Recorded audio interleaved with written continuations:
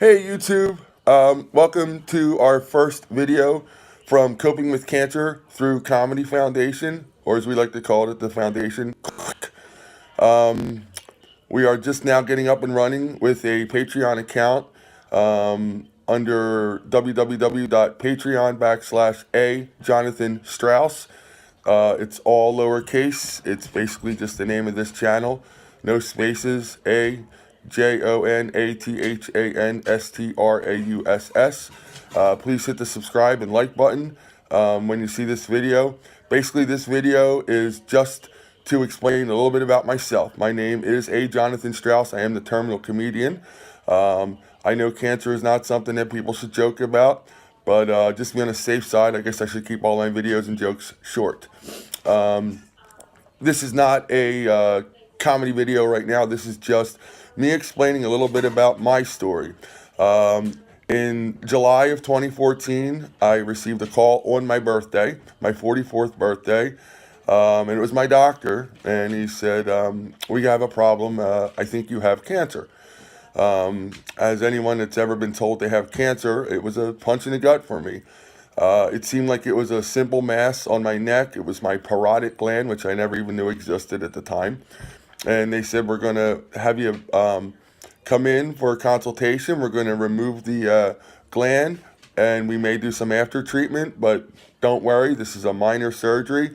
And I started going online, my wife, myself, and we were looking at it, and it looked like I had anywhere from a 93 to 98% chance of survival, which you risk more than that when you fly on an airplane or drive your car, walk across the street in your neighborhood. So as much as a punch in the gut as it was like, hey, it is what it is. This is an obstacle I've been given in life, and it's time to push forward and face this obstacle. I had my surgery, followed by what was called a radiation blast for 6 straight weeks, every day, which was tough because it was my head and neck area, and I'm extremely claustrophobic, and my head had to be put in a plastic mask and bolted to a table for about 10 minutes a day, which was kind of excruciating, but I understood that it was how I was going to heal in this process. I had to miss work. I had a wonderful job, a great career, and I had a very understanding boss.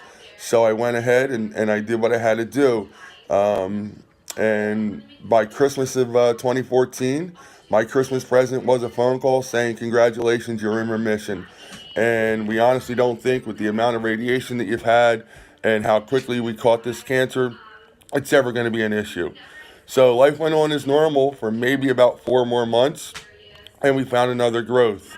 I had to go through the process again, and then on Christmas Eve, the year of 2015, we found another lump near my temple that was biopsied and turned out to once again be a cancerous growth. That surgery was incredibly long. I remember being put in a medically induced coma for about 36 hours because my airways collapsed, and I basically crashed on a table. I was in the hospital for about 10 days. Because of the coma situation, I had to relearn how to walk. I had to walk with a walker for 2 weeks. I still use a cane to this day. I had to basically retire at the age of 45 to not be able to go back to work again. And I found out shortly thereafter that remission would never be a possibility. Cure was never going to be a possibility. That the cancer was just going to keep going and keep going and keep going. And to say the least, it was one of those life experiences where you just want to give up completely. You want to just bury your head in the sand. But that may have been my philosophy. But fortunately, I married one of the strongest women in the world, and I got some of the greatest kids on the planet, and the best friends and family a person could ask for. And they were my driving force. They kept me going, and they kept me going, and they kept me going. And after my third surgery on my head and my neck, pardon me, they implanted radiation in my head, which did some permanent damage to my short-term memory. So unfortunately, my short-term memory is horrible. I'm always forgetting things. Also, I have problems with my short-term memory. I'm always forgetting things. Not to mention my short-term memory is messed up. But anyway, I really thought I could purge forward and beat this thing. I felt like things were going well. And then I had a follow-up CAT scan about 6 months later, and the doctors told me, listen, there's a little bit of a problem. There's some cancer in your lymph nodes, which isn't that bad, but the scary part is we're showing 3 small growths in your in your liver. They turned out to be tumors. My cancer is extremely rare. It's actually called parotid cancer, which is actually a pretty easy type of cancer to treat. But I have what's called small cell parotid cancer. And if you ever watch some of those commercials about these revolutionary cancer drugs, they all say the same thing, with the exception of small cell cancers. Well, you'll be happy to know that I am the reason that that disclaimer is there. I was patient zero to have these drugs tested on my tumors, and unfortunately, they did nothing. So after the liver tumors were diagnosed and biopsied and confirmed, they just started growing out of control. There was a revolutionary procedure in which they do 3 surgeries to the intake valve, basically, of the liver, and they implant radiation right into the bloodstream. It worked. It killed the tumors. But while that was working, more tumors started growing into my lungs. So I've been told by the 2 best cancer hospitals in my city that I am going to stay terminal. There is no cure. There is no remission. I've been told twice, actually last January and this January. Last January, I was told on January 9th by my oncologist that he wanted to start me on chemo on January 16th if I lived long enough to start the chemo.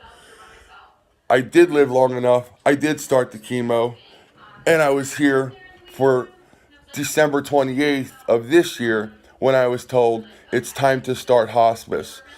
They thought that the surgery that was done on my liver had somehow reversed itself and I had gone into liver failure.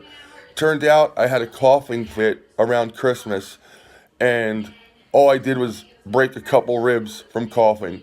My cancer's also infected my bones and it weakened them. So something like a coughing fit could actually break ribs because I have weak bones. Kind of like osteoporosis, but more on a to be more technical, it's more of a cause from the cancer. So here I am, still here. It's March 5th, 2018, and I'm still alive. And I decided that I'm not going to just sit idly by and let cancer kill me without helping other people first. So at the urging of my son, we have started the Coping with Cancer with Comedy Foundation. I am a retired stand-up comedian. I did it for about 10 years in my earlier years. I gave it up to raise my family. And I am now back on stage, but every show is done for charity. And we want to go around and we want to go to hospitals. We want to talk to terminal patients, and we want to let them know that having terminal cancer is not a death sentence. It's a life sentence. You're able to go out, you're able to make a difference. And as long as I can walk this earth, as long as I can stand up, as long as I can talk, as long as I can tell a joke, I'm going to be in the face of the public. I'm going to be helping people. I'm going to be giving people my phone number. My email address is ajstrausser, Strausser, 721 at Gmail or at yahoo.com. It's the same email address, either at Yahoo or Gmail. If you or anyone you know wants to speak to somebody who might be, if you have a friend or a family member or yourself has been diagnosed with cancer or terminal cancer, and you just want to talk to somebody that's gone through it and is going through it, and find that something you can grab onto to turn it into a life sentence instead of a death sentence, please contact me. Please reach out to me. Also, please click the like, click the subscribe buttons for us at the Click Foundation. We want to make a difference. We will make a difference. Downside of having cancer, financially, it wipes you out. I'm not going to lie. Be prepared to have friends and family set up GoFundMe accounts, throw beef and beer benefits for you. Don't be too proud. Take the help you're given. And I would love to help in any way. This is our inaugural video. This is our first one. And we're proud to launch the Coping with Cancer with Comedy Foundation. Again, it's myself, and it was at the urging of my son, Nicholas, who knew I was depressed. And I was watching an America's Got Talent video of a young woman who had survived cancer, and she sang beautifully. And I said to my son, I said, I feel terrible because I'm jealous of this girl. And he said, well, why are you jealous? And I said, she's the girl that beat cancer and went on to do great things. And I'm the guy that's going to die from cancer. And people are just going to remember me as, yeah, he was a great guy, real funny. It's a shame he lost to cancer. And he says, well, then, Dad, do something yourself. Do something and make it big. You know, do it on your terms. And he inspired me. I've actually auditioned for America's Got Talent. As A. Jonathan Strauss, the terminal comedian. I'm hoping they contact me because obviously that would help expose my foundation. But if not, I don't need national television to get my views and my points across and to help people. Life is a gift. Live every day like it is a gift, and you'll never have any regrets. We are the luckiest species on the planet to be given the gift to know that we're not going to be here forever. So when you can address your own mortality and make it work for other people, I think that's a gift in itself. So again, please hit the like and subscribe buttons for me. And I look forward to seeing some views and some sponsors at our Patreon. At A. Jonathan Strauss. Also, you can friend me on Facebook at A. Jonathan Strauss, the Terminal Comedian. I run Facebook Live videos on a regular basis to promote our new foundation. And we look forward to making a change in this world. God bless and peace out.